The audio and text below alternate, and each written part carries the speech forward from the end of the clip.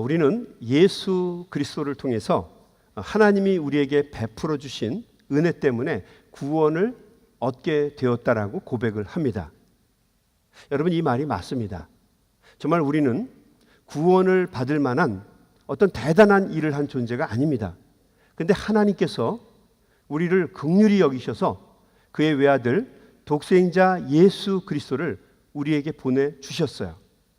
그래서 우리의 공로로, 우리의 능력으로 구원을 받는 것이 아니라 하나님이 우리를 긍휼히 여겨주셔서 보내주신 예수 그리스도를 믿는 믿음을 통해서 우리는 구원의 기쁨과 감동을 누리게 된 것입니다. 여러분 믿으시죠? 네, 그게 바로 한마디로 얘기하면 은혜입니다. 은혜. 우리는 구원받을 자격도 능력도 없는데 하나님의 긍휼히 여겨주시는 그 은혜 때문에 구원받은 하나님의 자녀가 된 것입니다. 이 은혜라고 하는 것은 받는 사람의 입장에서 사용된 용어입니다. 그러면 베풀어주는 사람의 입장에서 사용된 용어가 무엇인가? 그것은 바로 긍휼입니다. 그래서 은혜와 긍휼은 같은 단어예요. 긍휼의 다른 말이 은혜이고 또 은혜의 또 다른 표현이 긍휼입니다. 두 말은 같은 말이에요. 하나님의 마음을 가장 잘 표현해주는 용어가 있다고 한다면 저는 그것을 긍휼이라고 생각을 합니다. 예수님께서는 팔복의 말씀 중에서 제 5복의 말씀으로 긍휼을 베푸는 자에게 주어지는 축복의 말씀을 전해 주셨어요. 7절 말씀 볼까요? 긍휼히 여기는 자는 복이 있나니 그들이 긍휼히 여김을 받을 것이다. 첫 번째 긍휼은 남에게, 이웃에게 베풀어주는 긍휼입니다. 남을, 우리의 이웃을 긍휼하게 여기는 그 사람을 우리 하나님께서 똑같이 긍휼하게 여겨주시고 당신의 긍휼을 베풀어 주실 것이다 라고 하는 겁니다. 이 땅을 살아가면서도 하나님의 긍휼하심 속에 살아가게 될 것이고 이 다음에 하나님의 나라도 유업으로 받는 긍휼의 축복을 누리게 될 것이라고 말씀을 하신 겁니다. 긍휼은 하나님의 마음이고 하나님 나라의 정신입니다. 그러므로 하나님 나라의 자녀가 되기를 원하는 사람들은 반드시 긍휼의 마음을 가져야 합니다. 왜냐하면 이 마음은 하나님의 마음이기 때문에 그렇습니다. 유대인들의 전설에 의하면 하나님께서 사람을 창조하시기 전에 당신 보좌 주변에 천사들을 모아놓고 회의를 하셨다고 그래요. 전설입니다. 전설. 성경과는 상관이 없는 얘기예요. 회의를 하시면서 하나님께서 이렇게 말씀을 하셨어요. 내가 이제부터 사람이라는 존재를 만들려고 한다. 너희들은 어떻게 생각하느냐? 그러자 정의의 천사가 이렇게 말을 했습니다. 하나님, 사람을 만들면 절대로 안 됩니다. 그들은 불의해서 서로에게 모든 종류의 악행을 다 저지를 것입니다. 그리고 그들의 성품은 잔인하고 정직하지 못해서 세상은 금방 불의로 가득 차게 될 것입니다. 그러자 옆에 있던 진리의 천사도 한마디 하면서 거들어줍니다. 하나님, 그 말이 맞습니다. 사람을 만들지 마십시오. 그들은 거짓말을 일삼고 자신의 형제들을 쉽게 속일 것입니다. 그리고 심지어는 하나님, 당신을 속이게 될 것입니다. 거룩의 천사도 반대하면서 이렇게 말합니다. 사람을 절대로 만들어서는 안 됩니다. 그들은 분명히 당신의 면전에서 당신의 이름을 욕보이고 더럽힐 것입니다. 세 천사의 말을 듣자 하나님께서 깊은 고민에 빠졌어요. 사람을 만들 것인지 만들지 말아야 될 것인지 망설이고 계셨어요. 그때 멀리 서 있던 긍휼의 제자가, 긍휼의 천사가 한 걸음 앞으로 나오면서 이렇게 이야기를 했습니다. 하나님, 사람을 만드십시오. 그들이 죄를 짓고 정의와 진리와 거룩의 길에서 멀어지게 될 때 제가 당신의 긍휼히 여기는 마음을 가지고 나가서 당신의 사랑의 손길과 부드러운 음성으로 그들을 잘 타이르고 설득해서 당신께로 돌아오도록 만들겠습니다. 결국 하나님께서는 이 긍휼의 천사의 말을 듣고 사람들을 창조하셨다고 합니다. 전설입니다. 전설. 이것도 성경 말씀으로 오해하면 안 돼요. 이 말은 사람은 긍휼 때문에 만들어진 존재이고 또 긍휼이 없이는 살아갈 수 없는 존재다라고 하는 것을 강조하기 위해서 만들어진 이야기입니다. 여러분, 이 말대로 사람은 긍휼히 여겨주시는 마음이 있을 때만 살아갈 수 있는 존재입니다.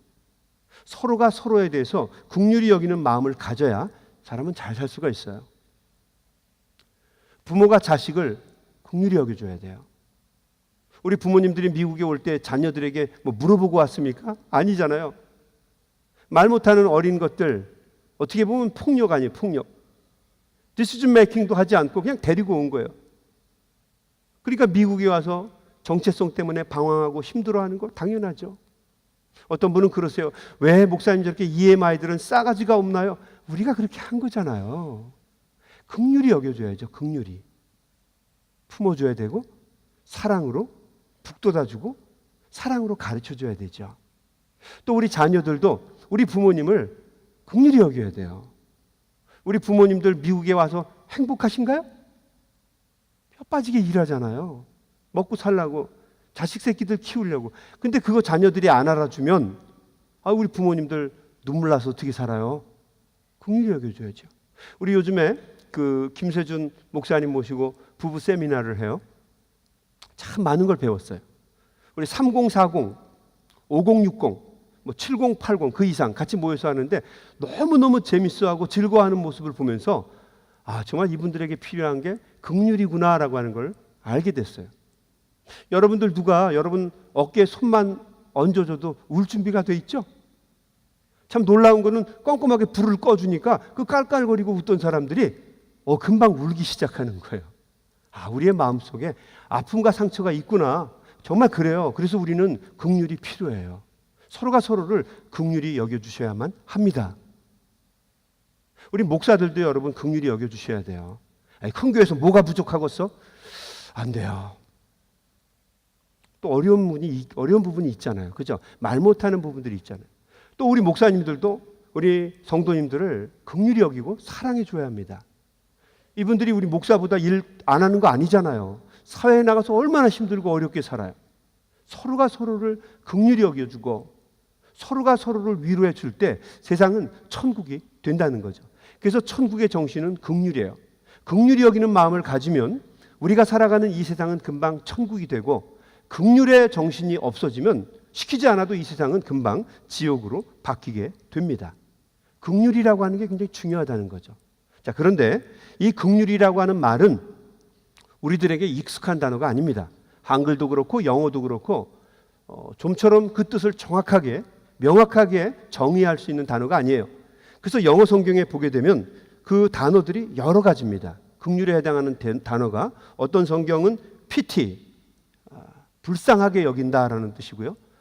어떤 책은 mercy 이렇게 됐어요. The merciful 이렇게 되어 있습니다. mercy, 자비라는 뜻이고요. 또 어떤 성경은 보면 compassion이라고 되어 있어요. 연민, 동정하는 것, 함께 고난과 아픔을 나누는 것, compassion이라고 되어 있어요. 그러니까 감은 잡히는데 정확하게 그 뜻을 말하기는 쉽지 않은 단어죠. 헬라어 성경에는 뭐라고 되어 있는가? 엘레몬 이렇게 되어 있더라고요. 엘레모네스 이렇게 되어 있습니다. 긍휼. 이 뜻도 보면 여러 가지 의미가 있어요. 근데 이 엘레몬이라고 하는 이 단어는요, 개념적인 용어가 아닙니다. 긍휼, 이렇게 엘레몬 이렇게 쓰는 용어가 아니라 이것은 행동을 전제로 한 용어입니다. mercy in action입니다. 다른 말로 얘기하면 performing acts of mercy입니다. 자비를 베푸는 것을 전제로 한 용어가 긍휼입니다. 긍휼은 행동을 전제로 한 말이에요. 그래서 긍휼히 여기는 마음을 갖는 사람은 복이 있는 게 아니라 긍휼히 여기는 사람은 복이 있다라고 이야기를 한 것입니다. 마음을 갖는 것도 중요하지만 그거 못지않게 중요한 것은 그 긍휼의 마음을 실현해 보려고 애쓰고 노력하는 사람들, 이게 중요한 거. 그 사람들이 복이 있다는 거죠. 그들에게 하나님께서 복을 주시는데 긍휼히 여기는 복을 주신다는 거예요. 이 땅에 살아갈 때 하나님이 긍휼히 여겨주세요. 또 우리의 능력과 힘으로는 쟁취할 수 없는데 하나님께서 우리를 긍휼히 여겨주셔서 하나님 나라의 자녀가 되고 백성이 되는 긍휼의 축복을 우리에게 주신다는 거죠. 남에게 자비를 베풀 때, 남에게 긍휼을 베풀 때 하나님의 이런 긍휼히 여겨주시는 은혜가 주어진다는 겁니다. 야고보서 2장 13절은 거기에 대해서 정확하게 이렇게 얘기합니다. 긍휼을 행하지 아니하는 자에게는 긍휼이 없는 심판이 있으리라. 긍휼은 심판을 이기고 자랑하느니라. 긍휼은요, 심판을 이기게 한대요. 우리가 남에게 긍휼을 베풀지 않으면 하나님께서 또 긍휼 없이 우리를 심판하신다는 거죠. 그러니까 긍휼이 중요하죠. 이 다음 하나님 앞에 섰을 때 긍휼은 우리가 사람들과 하나님 앞에서 우리를 지켜주고 우리를 힘이 있게 하는 자랑거리가 된다는 겁니다. 그러니까 긍휼이라고 하는 게 굉장히 중요하다는 거죠. 이 성경에 나와 있는 이 엘레몬, 이 긍휼이라고 하는 말의 뜻을 통해서 우리는 많은 교훈들을 배울 수가 있어요. 한번 여러분 잘 들어보시기 바랍니다. 첫 번째, 성경이 우리에게 이야기해주는 긍휼, 엘레몬이라고 하는 것은 무엇인가? 첫 번째는 understanding입니다. understanding. 뭐라고요? 아니, 여러분이 잘 understanding 하시나 여쭤본 거예요. understanding, 이해하는 겁니다. 이해하는 거. 이거요, 정말 어려운 거예요. 남을 이해해 준다? 이거 정말 쉽지 않습니다. 우리는 이해받으려고 하지 좀처럼 남을 이해하려고 하지를 않아요. 이 긍휼이라고 하는 이 말은요, 상대방의 마음속에 들어가서 그 사람의 입장에 서보고 그 사람의 눈으로 세상과 사물을 보고 그 사람의 마음으로 생각하고 그 사람의 느낌으로 느끼는 것, 그것이 바로 엘레몬, 긍휼이라고 하는 뜻입니다. 사람은 항상 자기의 입장에서 남을 이해하려고 해요. 자비를 베풀 때도 내 입장에서 자비를 베풀고 남을 배려해 주려고 노력합니다. 그래서 어떤 경우는 긍휼의 마음을 분명히 가졌는데 그 긍휼의 마음 때문에 오히려 더 자존심을 상하게 하고 또 아픔과 갈등과 상처를 만들어내는 경우가 굉장히 많이 있다는 거죠. 여러분 그렇죠? 남에게 잘해주려고 했는데 오히려 잘해주려고 하면 할수록 더 상처와 아픔이 갈등의 골이 깊어지는 것을 경험하게 됩니다. 왜 그렇습니까? understanding, 이해가 없기 때문에 그런 거죠. 그래서 이 긍휼이라고 하는 말의 또 다른 용어는 understanding, 이해해 주는 것입니다. 제가 예전에 섬기던 교회에 한 청상과부 집사님이 있었어요. 결혼한 지 1년쯤 되었을 때 남편이 자다가 죽었어요. 그 젊은 집사님 나이가 23살이었고요. 뱃속에는 3개월 된 아기가 있었어요. 그렇게 빨리 죽을 거면 결혼이라도 하지 말지. 갑자기 죽은 거예요. 이 젊은 집사님이 얼마나 막막하고 얼마나 눈물이 나고 앞으로 살아갈 생각을 하니까 얼마나 억장이 미어지겠어요. 답답한 거죠. 목사님이 와서 부드러운 말로 온화한 표정으로 위로의 말을 해줍니다. 아무것도 안 들려요. 수많은 속도원들이 무더기로 다녀가면서 권면과 위로의 말을 해줘요. 그런데 공허할 뿐이에요. 귀에 들리지 않습니다. 아니 솔직히 이야기하면 누가 왔다 갔는지도 잘 모르겠어요. 막막하고 그냥 정신이 나갔어요. 그런데 그 교회에 50년 동안 과부로 지내신 권사님이 있어요. 이 권사님은 많이 배우신 분도 아니고요. 그냥 억세게 인생을 살아서 그랬는지 그냥 거칠으세요. 근데 그 권사님이 지팡이 짚고 왔어요. 그리고 그 젊은 청상 과부 집사님에게 그를 한 번에 딱 안아줬어요. 안아주고 이렇게 얘기합니다. 딱 한마디 했어요. 울어라. 실컷 울어라. 그러니까 정신줄 놓고 멍청이 있었던 그 여자 집사님이 그 권사님 품에 안겨서 몇 시간 동안을 엉엉 울었어요. 참 놀랍게도 그러고 나니까 회복이 됐어요. 다시 살아갈 힘을 얻게 됐어요. 그때 깨달은 게 있었어요. 긍휼은 이해해 주는 것이구나. 이해해 주는 것이 긍휼의 마음이라고 하는 거죠. 여러분 그 마음을 갖기 위해서 함께 노력할 수 있게 되기를 주님의 이름으로 축원합니다. 두 번째, 이 긍휼이라고 하는 것, 성경이 우리에게 가르쳐주는 긍휼, 이 엘레몬은 무슨 뜻인가? 용서해 주는 것입니다. 우리는 주기도문을 통해서 늘 이렇게 고백합니다. 우리가 우리에게 죄 지은 자를 사하여 준 것처럼, 용서해 준 것처럼. 제가 한번 여쭤볼까요? 우리에게 죄 지은 사람들을 용서해 주셨나요? 그러니까 이 주기도문은요, 내게 죄 지은 사람들을 용서해 준 사람들만이 드릴 수 있는 기도예요. 우리에게 죄 지은 자를 용서해 준 것처럼 하나님도 우리의 죄를 용서해 주십시오. 이 말은 용서를 받을 수 있는 사람은 용서를 해준 사람들만이 받을 수 있다는 거예요. 용서 대신에 남을 손가락으로 헤아린 사람들은 그 헤아림으로 하나님도 똑같이 우리를 헤아리신다는 거죠. 용서를 받고 싶으면 우리도 먼저 용서를 해야 합니다. 우리 성도님들 중에 이런 말씀하시는 분들이 있어요. 목사님, 내 마음에 칼이 있습니다. 내가 이 아픔 때문에 비수를 품었습니다. 이런 분들이 있어요. 여러분도 그런 분들 보셨죠? 여러분 말고 그런 사람들 보셨죠?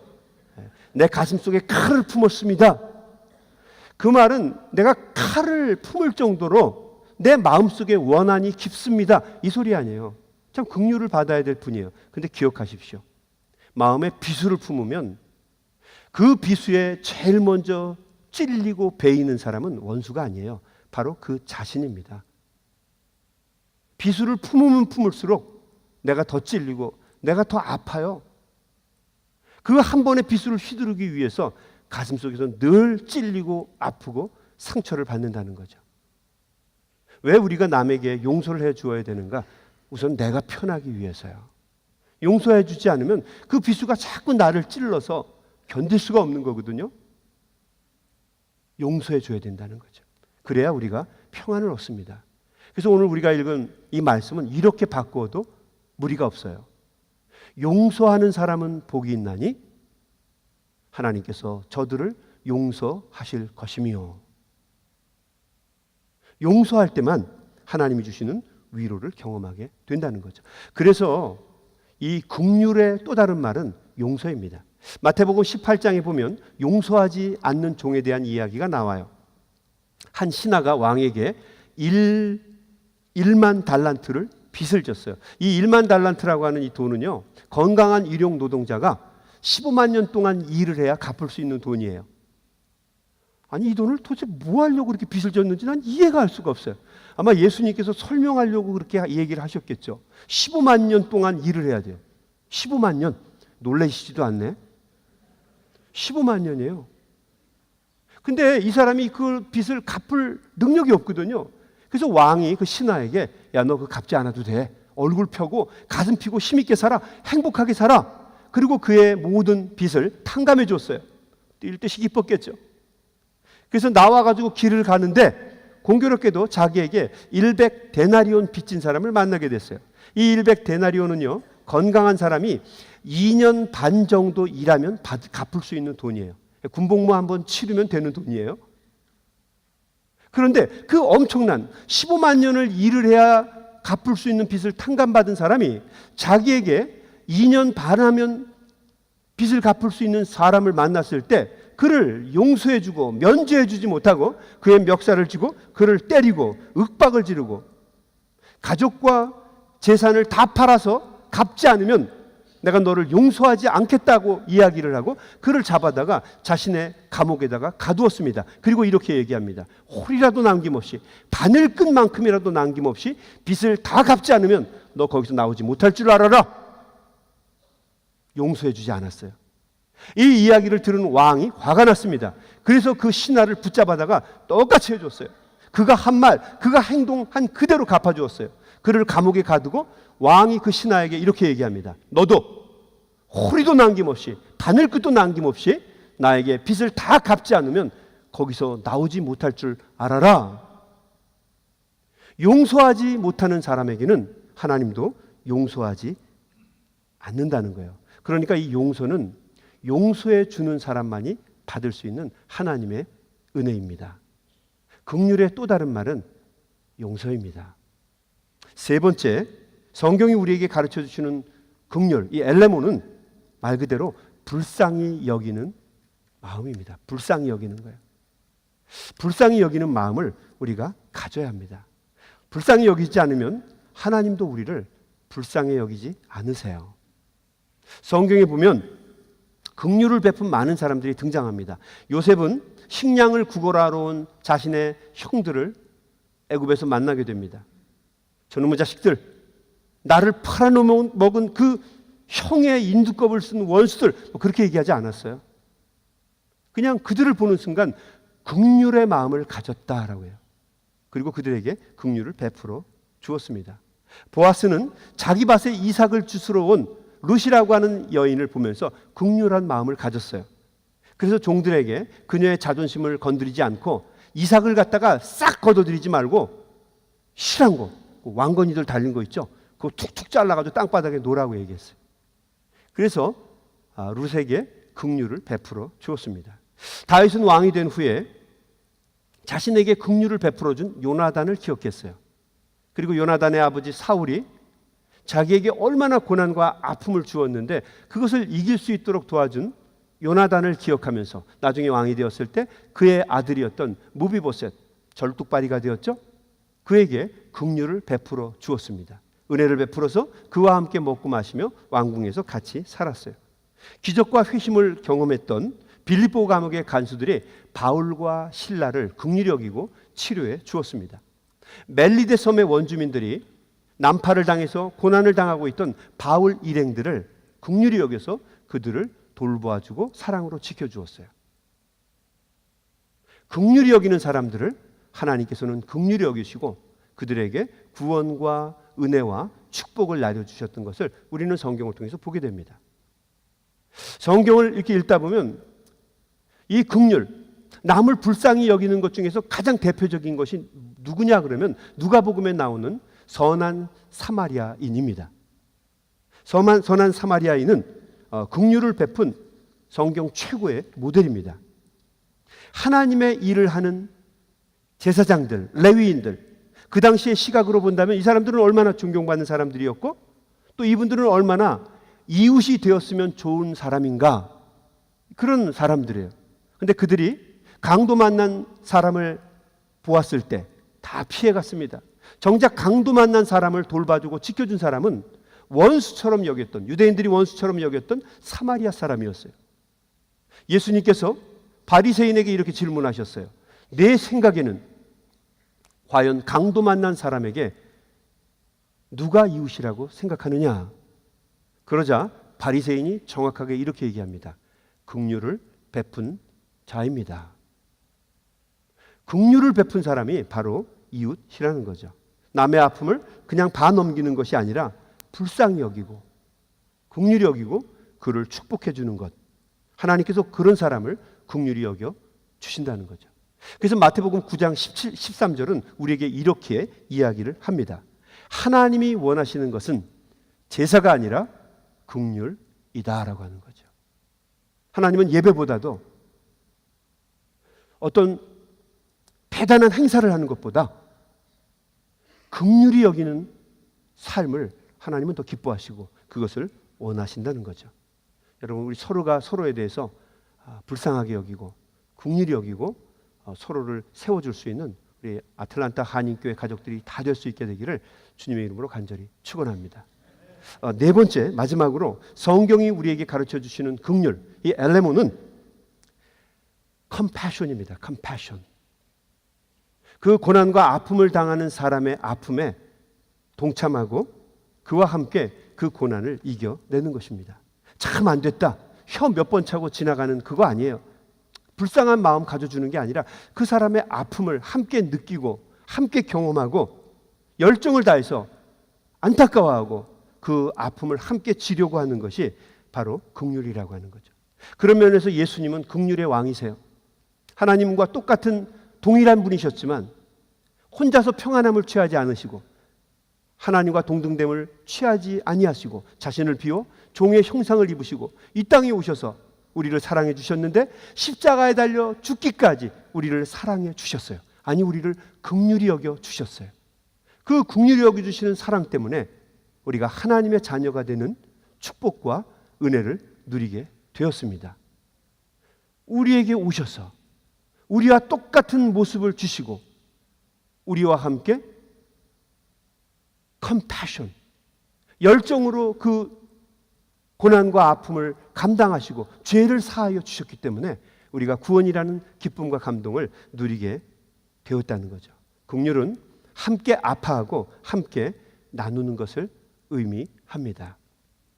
얼마 전에 우리 성도님 중에 한 분이 심장 때문에 병원에 입원했어요. 그분이 저에게 이렇게 얘기하셨어요. 목사님 같이 건강하신 분들은 내가 심장이 얼마나 아픈지 모르시죠? 그래서 제가 그분에게 이렇게 얘기했어요. 잘 몰라요. 그런데 가슴이 아프네요. 가슴이 아파요. 긍휼이라고 하는 것은 함께 아파하고 함께 슬퍼하고 함께 그 사람과 함께 극복해 나아가는 것입니다.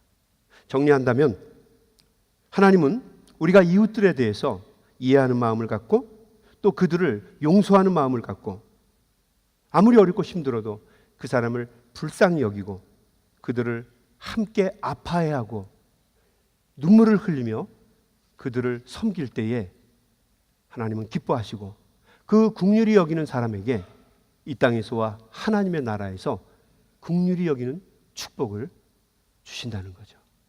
바라고 소망하기는 우리 아틀란타 한인교회 성도님들이 이 긍휼의 주인공들이 다 되시기를 주님의 이름으로 간절히 축원합니다. 같이 기도하겠습니다.